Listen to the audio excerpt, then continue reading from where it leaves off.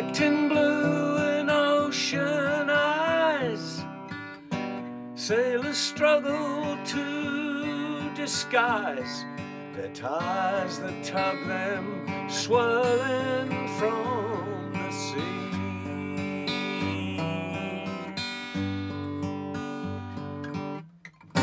Drawn by distant Neptune's plans, the thought of terra firma fans flames that blaze and burn upon the quay.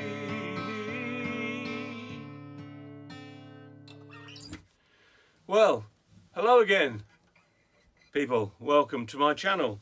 And this week I'm returning to my first album that I recorded after my return to music. And what I was playing there was the middle section from the song called The Land, which I'm inclined to think is a very appropriate tune for the moment, because it's basically all about how precious the ecology is. And well, you know, there's global anxiety about what's going to happen to the environment over the coming decades. And I'm thinking this song really points right to the core of the matter. Now, it's quite an interesting history that it has, which is as follows. It predates the album by a decade or more, because back in about the early 90s of the last century, when I was working in the film business, I was working at the time, I believe, if I've got my dates right, for Oxford Scientific Films up in Woodstock, up in Oxfordshire. And a fellow director asked me if I'd write some music to accompany a film that he was thinking of making, a little private project, which would be a year in the life of a local garden centre, rather large garden centre.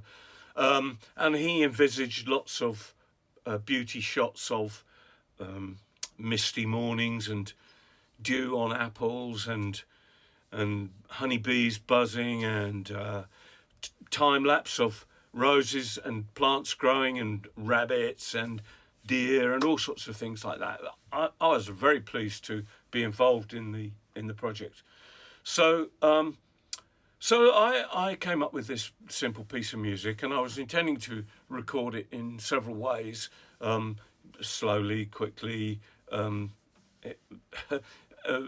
gently, more stridently, so that it could be used, the basic theme could be used at various points in the movie. Well, one thing led to another, and the movie didn't come off, which was a shame. But by the time I knew it wasn't going to happen, I'd actually already started writing some lyrics to the tune.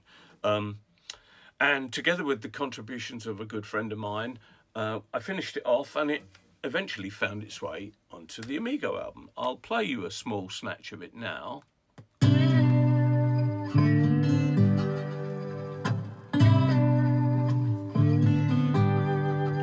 The human race has run so far, we mine the oceans and touch the stars. It don't matter where we are, we will always need the land. Under white Saharan skies, where the wheeling vulture flies, Utah farmer lives or dies, depending on the land. Is living off the land. Travelers on the old. Well, that's the land. The treatment that we did for the aMIGO album. I love the lyrics to the tune. I mean, if you get a chance, listen to it. Go over to Spotify or one of the digital, or even, I mean, buy a copy of the album. I've still got several copies left. But I am thinking of I'm thinking of recording it again as a kind of an instrumental, not instrumental, as a kind of a folky ballad with just maybe a single guitar and a load of harmonies, instead of having a large electric contingent to it. And I might get round to that in the next few months. Anyway, let me know what you think. Thanks for watching. Don't forget to subscribe, and I'll see you soon. Bye now.